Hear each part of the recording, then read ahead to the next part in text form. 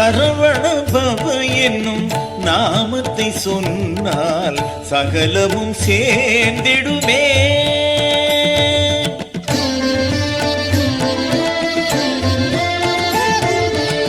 சரவண பவ என்னும் நாமத்தை சொன்னால் சகலமும் சேர்ந்திடுமே. கடலென பெருகும் கருணையை வேண்டி, கடலென பெருகும் கருணையை வேண்டி அவன் பெயர் சொல்லுமே. நாமே அனுதினம் துதிப்போமே. சரவண பவ என்னும் நாமத்தை சொன்னால் சகலமும் சேர்ந்திடுமே.